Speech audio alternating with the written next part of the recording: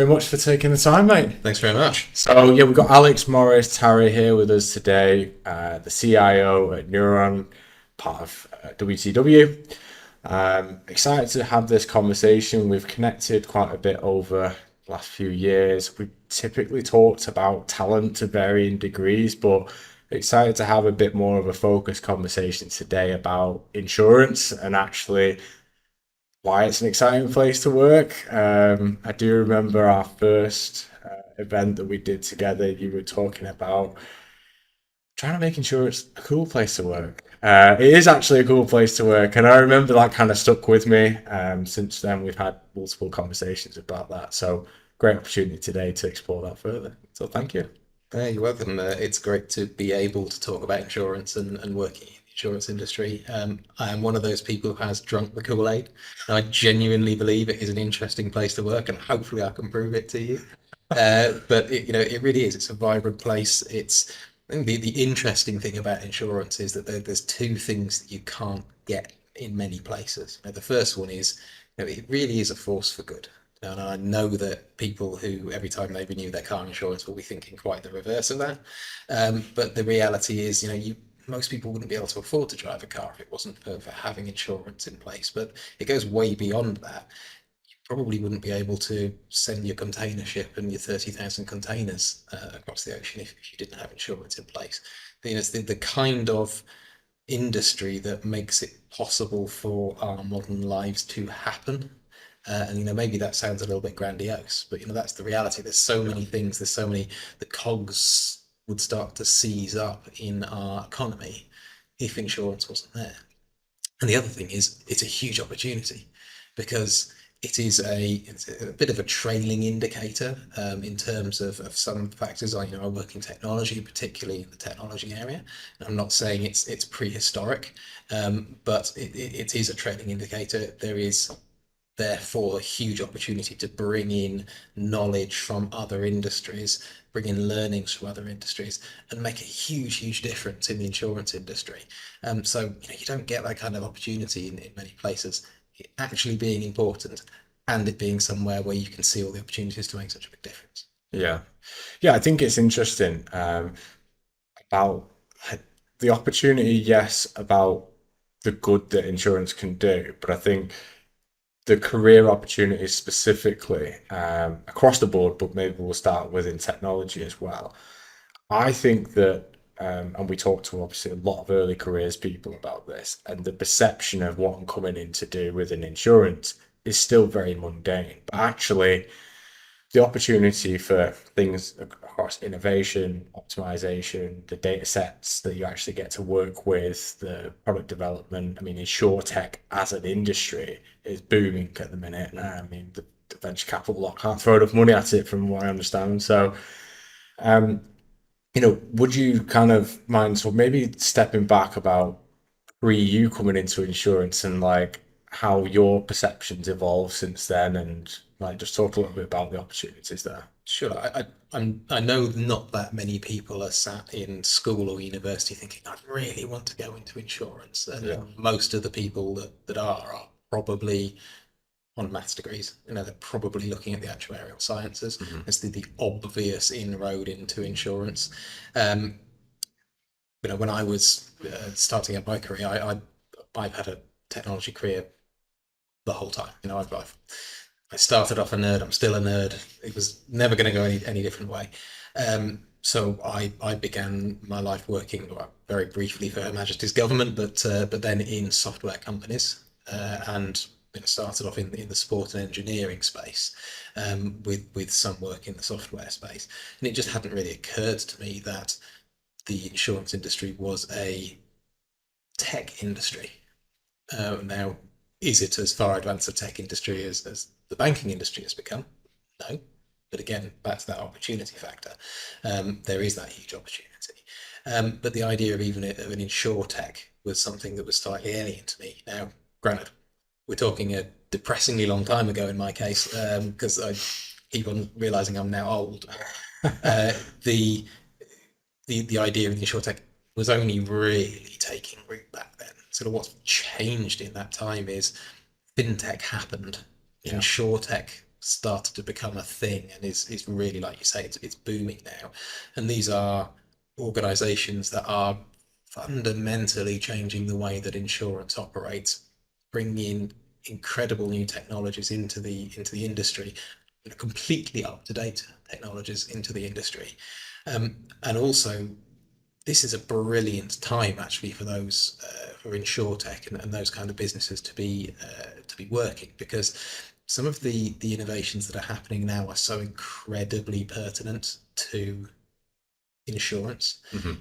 You talked about data and the data sets. I mean, insurance has a phenomenal amount of data, and there is a huge amount that can be done with it. Insurance runs on data. Insurance is as good as the decisions that are being made. If you work in an insurer, your livelihood is dependent on making good forecasts and good decisions, Yeah. and data will help you navigate that as long as it's good data. Yeah. So having new tools, new capabilities that may get you to be able to get your data and get the best out of your data, so surfacing it, is hugely powerful. And then you come into the realms of AI, and like you can't have a conversation in technology now without talking about AI, which is, maybe it's getting a little bit tiring. But actually, if you look at the use cases of AI, uh, it's not a magic bullet. There is too much talk of, oh, we can solve that with AI, or we can do this with AI. And I think quite often you could replace the word AI with the word magic, and the same sense would still be there. Yeah. AI has its limitations, Yeah. but where it's really good is helping you understand data and helping you sift, helping you analyze, helping you realize the value in large data sets, helping you think originally about what you've got. And it's just hitting that point where it has that commonality between value and it being effective enough, uh, that the insurance industry can start to really grab that. So we are talking about the very latest pieces of capability and organizations that are leveraging that capability. That's pretty exciting stuff, right? Yeah. Well, I think so. Yeah, definitely. And I think that there's two trains of thought that I always enjoy kind of like picking people's brains on. So one is the side of the career pathways in to actually. So there's two stages, and there's like they're actually motivating people to want to get in the space in the first place. So I feel like we try and do our bit, like produce a lot of content around it. Hopefully that does help. So there's that, and then once they're actually in the space, it's working in a structure that's conducive to leveraging and getting the most out of the talent skill set effectively. Um, so there's two questions there, so I don't want it to be too loaded. So maybe start with the latter around like enabling to get the most out of the talent. I actually put a poll out today that I was interested in, which was setting up. I mean, it was more for relevant for data teams, but it was like, is it more appropriate to have centralized data teams within insurance businesses, where I guess all the different commercial lines, all the different units can benefit from that, or do we need a kind of different structure where people who are actually leading commercial lines are building their own data teams within that? I guess you could put that in as technology in general. So, bit of a loaded question, maybe even on that point, but I am interested to hear your kind of thoughts on that because should we expect more from, I'm guessing, in insurance? Like traditionally, it's not been the technical people that have made the high level decisions. Maybe that's changing, but like, how do we make sure that we actually convince the talent to join? They're going to have a good experience.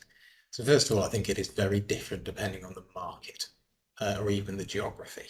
In larger companies in the US, you may see a greater role for technology decision making, but it could be very, very different from market to market, geography to geography, from company to company. Mm. Frankly, the insurance industry and the businesses that operate in it are as varied as any other industry. What I do think the industry is reasonably good at, but there's always room for improvement, is providing those early opportunities, Mm. and then the growth within.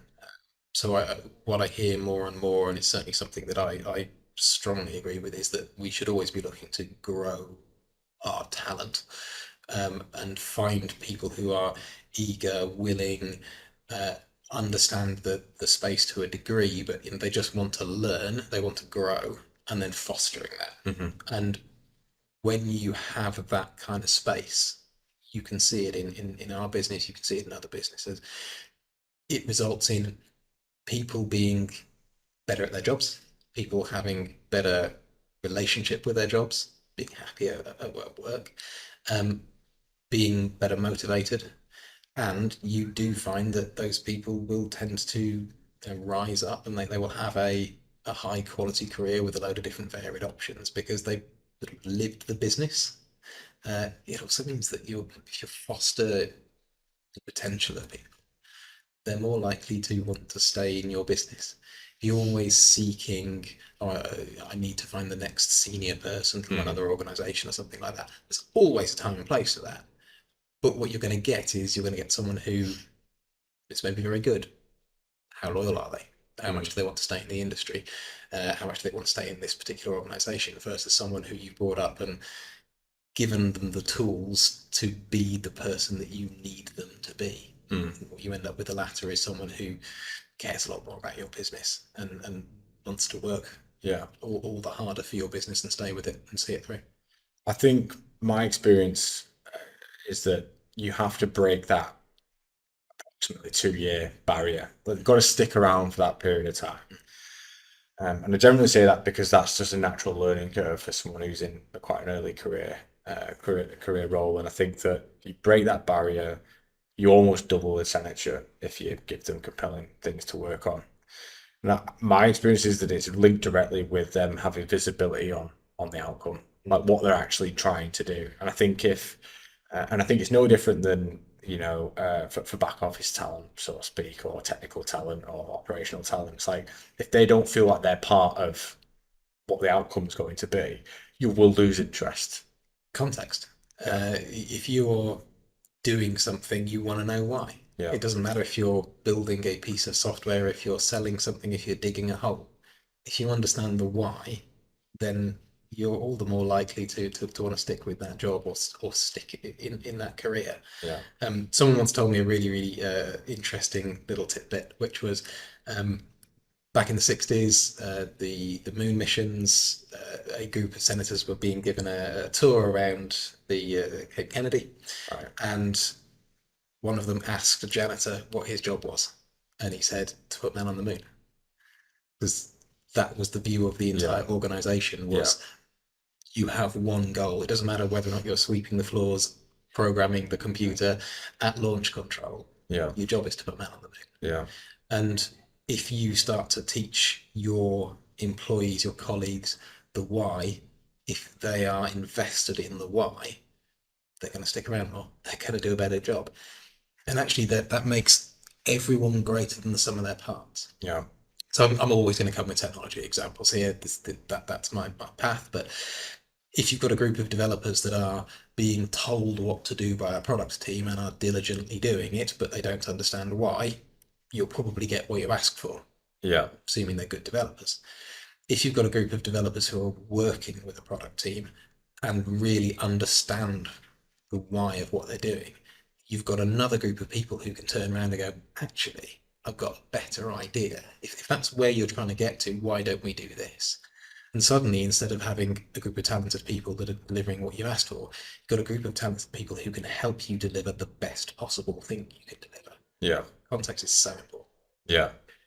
What is the kind of expectation on, yes, senior leadership people, yes, maybe product owners, project managers, whatever, but what expectations should we put on people within data to actually, or technical roles to actually have the skills, have the confidence, have the communication side to be able to like actually demand like what am I doing this for? Because if they are doing that, then they're ultimately going to become better outcomes. What's your kind of stance on that? I think a good organization is one in which anyone should feel empowered to ask why they're doing something and to get an answer. Yeah, Because I said so isn't a good answer when you're responding to a 2-year-old and they're saying why. Why would it be a good answer when you're responding to someone who's a professional doing their job? Yeah. It's not, because I think quite often when people hear why, Mhm. what they're hearing is justify yourself. That's not what's happening. What's not what should be happening in this context. Why is, I'm interested. Yeah. I want to understand. I want to bring the full power of my knowledge to bear. So being an organization, creating an organization that gives people the feeling that they can be empowered to ask why. Mm. And being empowered is a two-way thing. You can say that people are empowered and you can mean it. They've still got to feel it and they've still got to act on it. So Yeah. you need to demonstrate that it's okay. Yeah. You can't just say, you've got to be able to demonstrate it. And ideally, you have this embedded in such a way that people who are early in their careers can see people who are later in their careers doing this, and the advantage. We've seen people from all parts of their career. I said earlier that you can't just always bring in senior people, but sometimes you've got to bring in senior people and it's Of okay. course, yeah. But where you can, and where it makes sense from a business perspective to have like graduate training courses and things like that, we've got that. And you see some really rich talent coming through, and you see a whole range of people that are from people who are not willing to ask that, and a little bit uncomfortable. Like, I get that. Yeah. It's in a lot of people's nature, to feel a little bit uncomfortable, particularly around more senior people. And then you've got people that they're brash, they're straight out of the university, they're excited to do their job, and they're asking those questions, and they're not worried about it at all.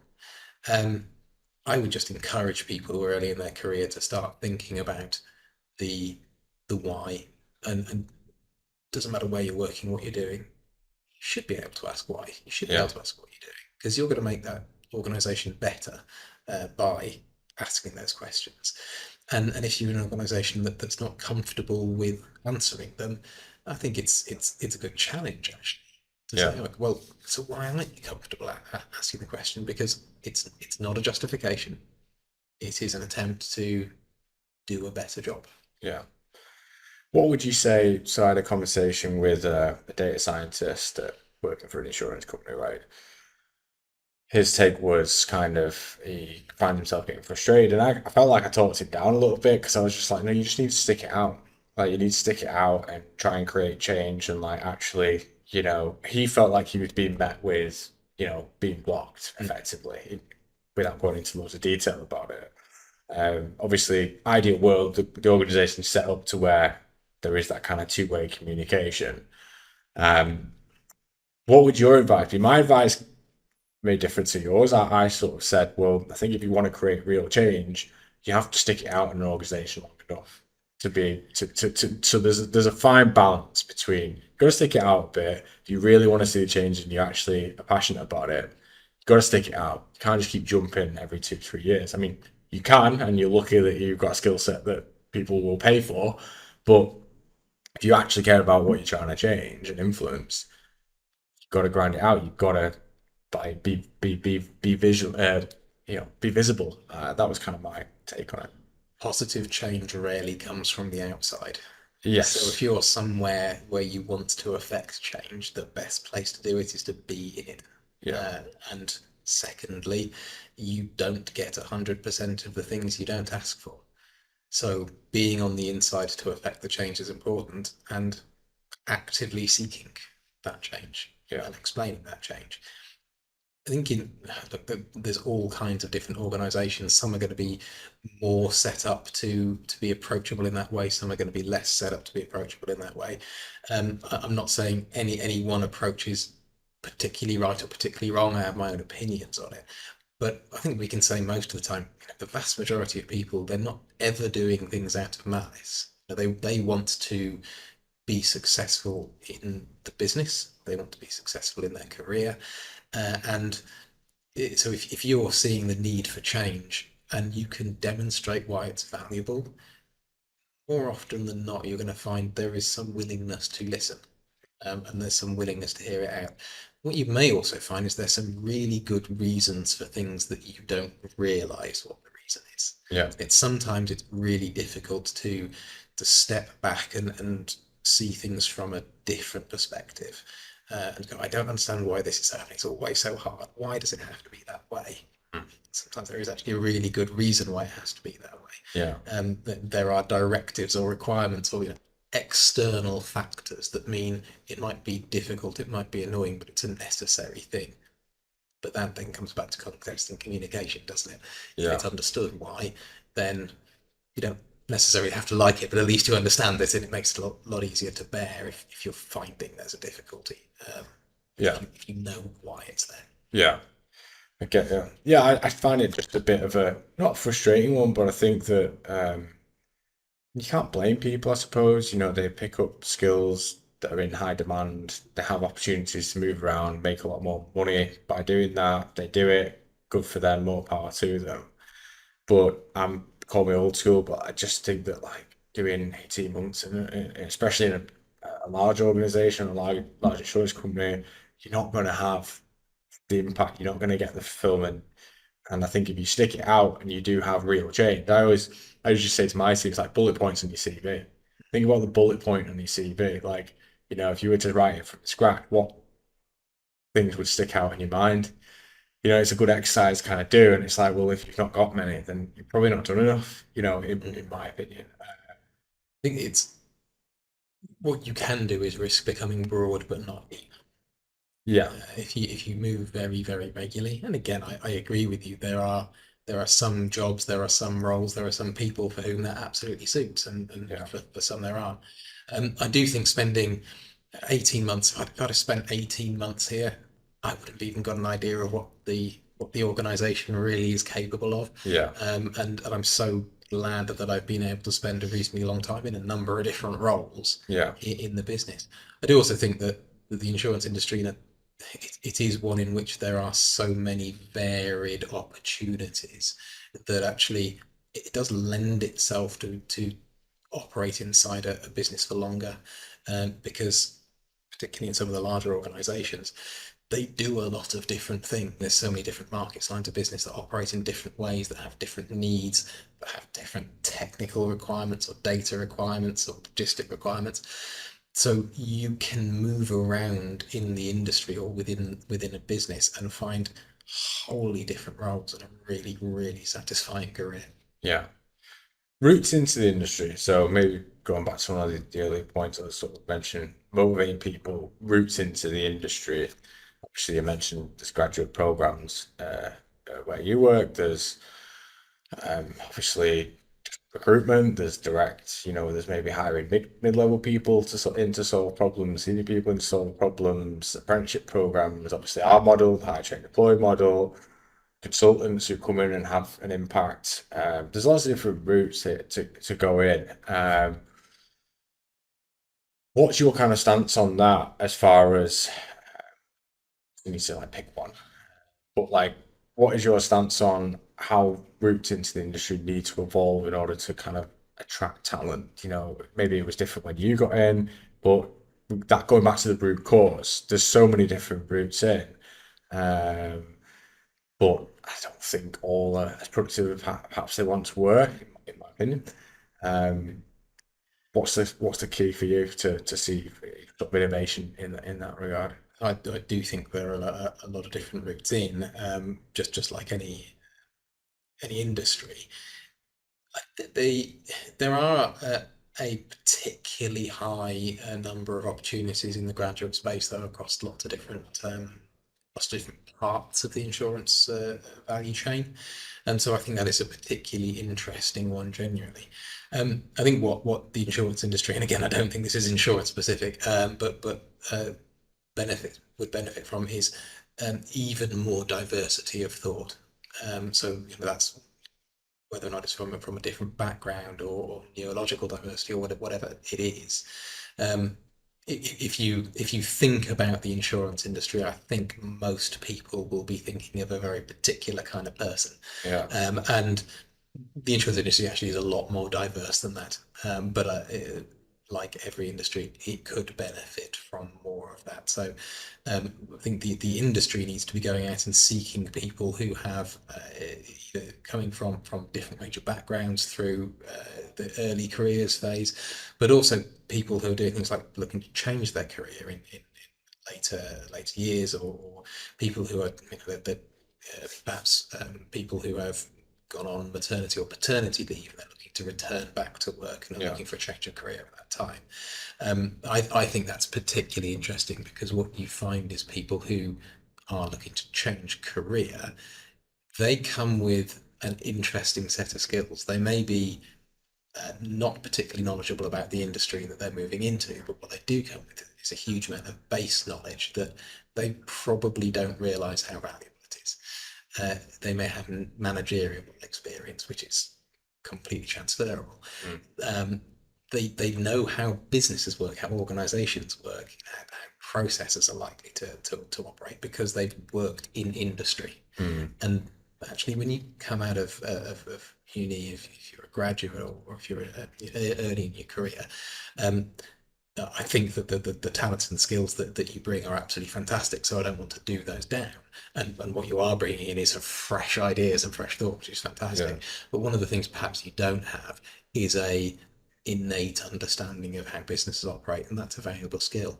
So I don't think one is better than the other. I just think they are quite different skill sets. And as an organization, what I would like to do is to make sure that I'm pulling people in from that range of different skill sets, from that range of different backgrounds, because you've got a good mix of people from those different backgrounds, from those different career paths. What you end up with is a good diversity of thought, and the more diverse your thought is, the more likely you are to come up with unique, interesting, powerful ideas, and do things that other people haven't thought of yet. Yeah. Yeah, I couldn't agree more. And I think that is challenging, perhaps, the way that we've always done things around here from a pure recruitment perspective, right? So I think there's a lot of interesting concepts out there, and I think that I agree with you wholeheartedly that I think that's the opportunity within the space. I still do think there's the bit about motivating people to come into the space. So again, to continue along this point, people maybe return to work, ex-forces, whatever. Like how do you think is the most effective way to try and sell them that this is like a really compelling career?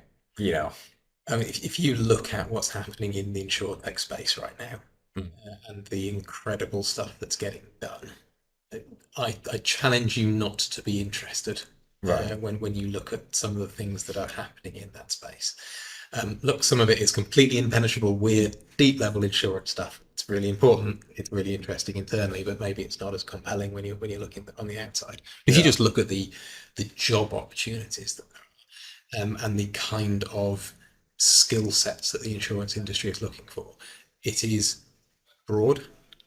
It is deeply technical, and sometimes it's with they're just looking for those really core skill sets. So there's this lovely range of different skills that people are looking for.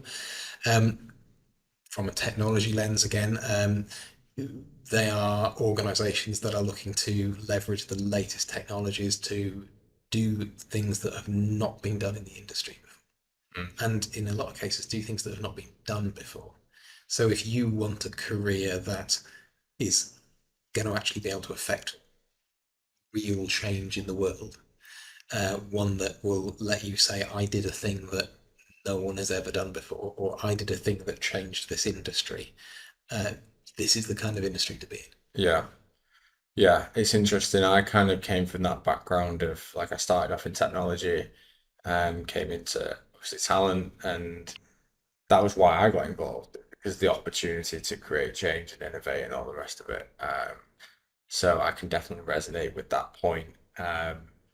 So you would lead with that, right? The opportunity to create change and have an impact. I wouldn't, and for that to be positive change and to be change that's seen as positive in the industry as well. I think when you talk about change, there are some places where people go, but I don't like change. I fear change. Change is bad for us. Well, actually, this is an industry where we can create positive change that actually benefits people that are already in the industry, benefits people who aren't in the industry yet, and that's quite unique as well. Yeah. where do you think we are, you know, as an industry on that path to, I guess, if we were 0 to 10, zero being like, I don't know, maybe pre when you joined the industry to kind of 10 being, complete innovation, complete diversity of thought throughout the industry. Where are we on the journey from your perspective? We've a way to go yet, but I don't think that that's unusual. No, Compare that to almost every part of almost every industry. There isn't a 10 out there. no, And I no. don't really think there are eights and nines out there. There might be a couple of organisations that are sevens. Yeah, I would say that we're reasonably early in our journey as an industry, but it's really picking up steam, and you can really feel the benefits that have already occurred, the changes that already have occurred. But I don't want anyone to think that the job is done. no, There's a huge way to go from a lot of perspectives, and again, this is true of every single industry. yeah, When we're looking at things like diversity of talent, when we're looking at things about change and adopting change and embracing change, yeah, there might be these huge opportunities which we talked about in the insurance industry, but the insurance industry, in one respect, isn't any different to any other industry in that there is still a lot of things to go, a lot of stuff to change to make us all better. yeah. Interesting. I guess last question on that one would just be about technology itself. As a self-professed nerd and tech guy, um, what is the like? Is there an importance from your perspective, from the people that you're working with, to be able to highlight again, maybe the last point on like, this is a compelling place to be? Do you think that the technology itself there needs to be investment in the latest and greatest, or do you think that's like less important? I would go further to say that there needs to be, there is. Right. There is a huge amount of investment happening right now, and there's going to be more investment. And that's another factor that makes it particularly interesting. You can see it's happening already. The insurance industry is very good at looking at things that are happening in the world and identifying the directions of travel. That's kind of what its job is to a degree. And you can look at what's happened in the banking industry. Look what's happened. I work in commercial insurance, so we can look at what's happened in the personal insurance industry and go, okay, well, these are a lot of things that we can learn and apply to our own industry, and that Yeah. investment is now happening. So yes, huge amount of technology investment happening in the industry at the moment. A huge amount of excitement about that investment as well, and be that from, there's a lot of excitement about data science and that kind of things. There's a lot of excitement around AI and that kind of things, but excitement that's actually based in some reality of not only this is what it is, but this is what it can meaningfully do. So Yeah. it's not just throwing money because we've heard a buzzword. There's a lot of really well directed investment in tools and technologies where you can understand and see how we get from where we are now to something that's better, so that's more effective for the industry, for the organization, for the individuals. Awesome. Closing thoughts. If you were to give advice to people or whatever, people returning to work, etc., what would you say? Take a look at the industry because it's a really fascinating one to work in, and don't take my word for it. Actually go and do a little bit of research, see what's out there, look at the insurtechs that exist, look at some of the more traditional firms that exist, because there's a huge amount of opportunity. So there's a huge amount of investment, around technology and in other areas, and what you'd end up with is a really exciting career that you will actually be excited to talk to people about. And again, I'm saying this as someone who's living this. Yeah. I didn't come into the world wanting to be in the insurance industry. I found the industry, and this is how excited I am after having lived in it and been in it for a number of years. Awesome. Thank you very much. Cheers, Alex. Thank you. Awesome. Thanks, mate.